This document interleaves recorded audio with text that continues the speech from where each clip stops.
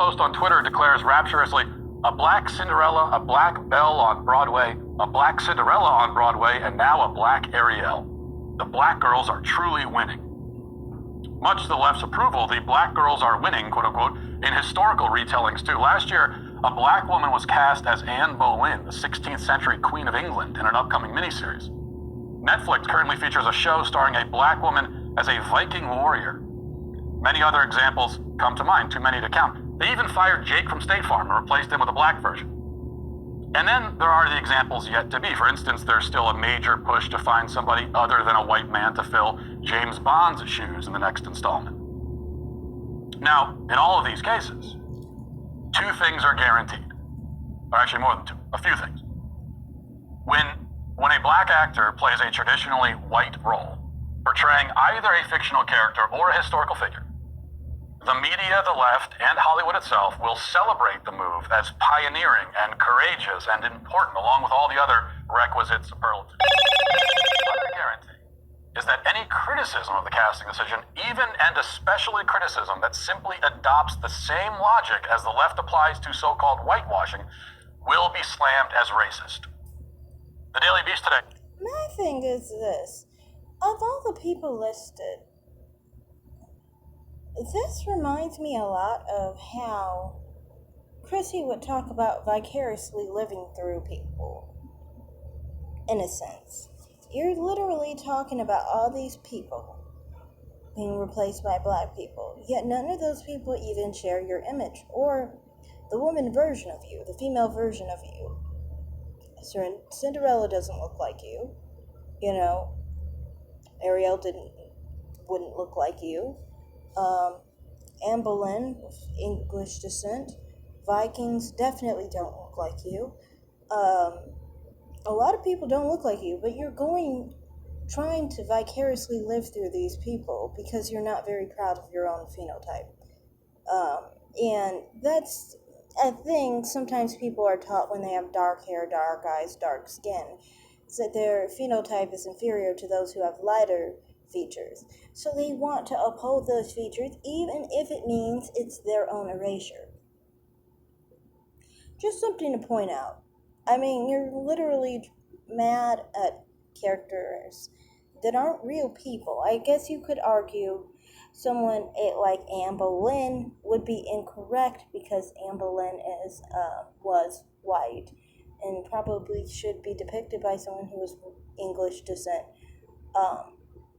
But also, with that in mind, wouldn't that imply that maybe she shouldn't be played by someone with your phenotype either? Because you're not English descent either. Well, at least fully. So, I mean, I would think that, it would make sense if people would have a situation where with the characters who are just characters, they're not actual people. They're not even from a book or something where there's like a description, but they're actually just fairy tale cartoons. That it shouldn't really matter what race they're depicted as, if they're depicted as Asian, white, black, Hispanic, so forth. It really doesn't matter. When you have an issue with that, it kind of depicts a negative view of you, kind of. And also, I think, when this is not about your representation, because either way, you're not represented, being completely honest here. They don't look like you if they're blonde hair, blue-eyed, and fair-skinned, and they don't look like you if they're black. So you don't have a dog in this race, but you want to. You really want to have a dog in this fight, but you really don't. So to me, it's kind of like, it's just, I don't get why it would be an issue that someone was playing that role. It's not like this role was played by anyone who was particularly originally white. You know what I mean? If they were a historic character and they were originally white, I could understand that. But someone who is a cartoon character, it shouldn't matter what race they are, in my opinion. When people are so obsessed with the race and in a negative way or a positive way, it means you're race obsessed. Either way. Continue, though. Has an article documenting what it calls the racist backlash to the Black Little Mermaid, declaring this backlash to be out of control. The racism is out of control, they say. Then you click on the article, and in the article they provide a few tweets from random accounts complaining that the underwater scenes don't look realistic. So, the Daily Beast article about racist backlash contains no racist backlash, or even backlash that vaguely mentions race. They simply determined that the criticism of the film's bad CGI is really racially motivated. It's a dog whistle, as they like to say. That's the third guarantee, that when a film casts a black actor in a white role... Yeah, I agree with the whole thing of dog whistle. Usually means that there's nothing there, basically, in my opinion. I don't like the term dog whistle either. I agree with that. Any criticism of the film, any criticism, even criticism makes no mention of race, is racist. Which is why you can't criticize the new Lord of the Rings series or the Game of Thrones prequel without revealing yourself to be a member of the KKK. In such situation, the left also likes to employ its favorite sleight of hand trick that we talk about all the time on this show. This is something that they will surely use in response to this very monologue you're listening to right now, when Media Matters clips it and posts it to Twitter with a caption like, Daily Wire host launches into racist tirade about Black Little Mermaid. Guaranteed they're going to do that, and when they do, the left is going to respond to it by scoffing and saying, well, why do you care so much? It's just a movie about a mermaid. It's just a mini-series about the Queen of England. It's just a show about a Viking. It's just entertainment. Why are you even talking about this? Aren't there more important issues? But of course, they themselves have made exceedingly clear that racial accuracy in entertainment, whether fictional or historical, is extremely important to them. They've been saying this for years. That's why they go into spasms of rage whenever a character is judged not black or brown enough. It's why they would literally riot and start killing people if somebody rebooted Tyler Perry's Medea series, except with Bob Odenkirk dressed in drag for the title role. A similar reaction would be expected if the live-action remake of The Princess and the Frog featured, like... With so many ignorant black movies, I do think that they do need a lot less black people in those movies. One, they're stupid and they make black people look terribly. Secondarily, it's not a great depiction of black people. And thirdly, it's not a realistic depiction of black people, because among black people is usually a majority of white people. So why should it be a majority of black people? I don't know why that would be the case. This is the main reason why I'm certainly against movies that are specifically supposed to be majority black. Anyway, continue. Like Kristen Stewart as Tatiana. And of course, a biopic about, say, Frederick Douglass with Tom Hanks as the lead would result in entire cities burning down in flames. All of these things would be called, as less egregious examples have been called, black erasure. So does that not mean, by their own categorization, that the reverse is white erasure? And if they can complain about black... No, because like I said before, many of the people you're listing, for example, like Halle Bailey, they would complain about playing a black role in itself. So how can it be erasure when they would literally say if Halle Bailey was playing a dark-skinned black woman's role, that would be black erasure. So obviously that's not their goal, at least. It doesn't seem so. Anyway, continue. Erasure? Then why can't we complain about white erasure? Any kind of erasure on racial grounds sounds bad to me. Well, no, they say. It's different in the reverse. It's just different. It always is, right? And that's why all of this matters. Now, on its own, in a vacuum. I want to say in total on this whole situation is this. Until white people can no longer play white roles, then I don't think they can really complain. The reason I say that is because, if you really think of it, someone who is black like Halle Bailey can't play many black roles. They can't play Asian roles. They can't play Hispanic roles, obviously, and they can't play white roles. And they really can't play mixed roles that well because there are more mixed people who could play that role so much better, basically. So, basically, someone like Halle Bailey is in a situation where if race is important, she can't really play that role properly enough because people always have this idea that dark-skinned black people play the role better than light-skinned black people.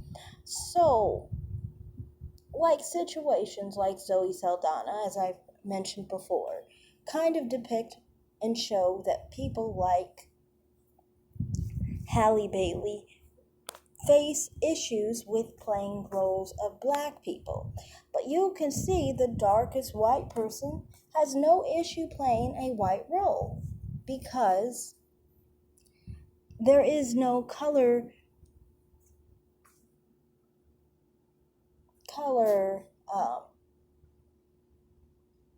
expectation of white people. Well, I mean, yeah, it is to be fairer skinned, but you could be a darker white person and you could still play that role. No one's going to say that you have to be the fairest of the fairest, just like with black people, unlike with black people, actually, where people say you have to be the darkest of the dark of black people in order to represent black people properly. So you can't claim this because you're going to prove that black people actually still have it worse on this front. You know, if you could try and help fix situations with Halle Bailey, then I would actually agree with you maybe. But as far as I can tell from the perspective of someone who has a similar phenotype to Halle Bailey, Zoe Saldana, and so forth, well, at least skin tone similarity, I can say personally it doesn't seem like we honestly have it easier when we can't even play our own racial backgrounds roles like white people can.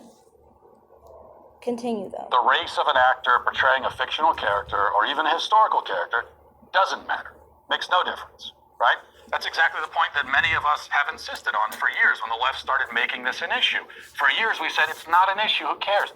And there was a time when that was the case. It wasn't an issue. Nobody really cared about it. Morgan Freeman's character in Shawshank Redemption is actually supposed to be an Irish guy with red hair. That's why the character is named Red. But nobody complained because Freeman was brilliant in the role. He single-handedly made that film the classic that it is. And also, back in the early 90s, people weren't obsessing as much about the racial dynamics in Hollywood films. There was nothing pointed or political about giving the role to Freeman. Contrary to now, when the diversification, quote-unquote, of a story is always very clearly pointed and political. Back then, he was just the best man for the job. Everyone loves his character now, and that's all that needs to be said. Many of us have clung to that attitude today, which, again, in a vacuum makes sense. But we're not in a vacuum. Unfortunately, we live now in a culture governed by blatant racial double standards. The rightness or wrongness of an act, the seriousness or unseriousness of an issue. Yeah, it is double standards, definitely.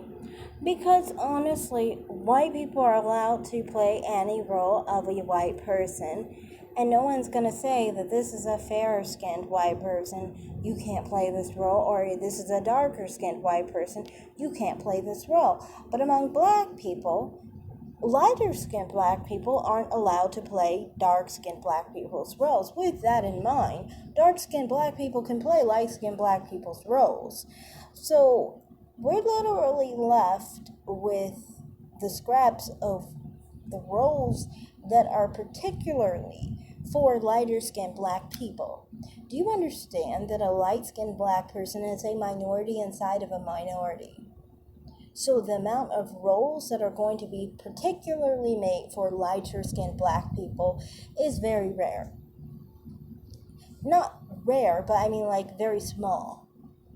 And you are sitting here telling me that white people have it worse on this front. And you're talking about lighter-skinned black women because you're talking about Halle Bailey. So I'm not talking off topic here. But you're saying here that you have a harder issue because you can only play white roles, while black people can't even play black roles.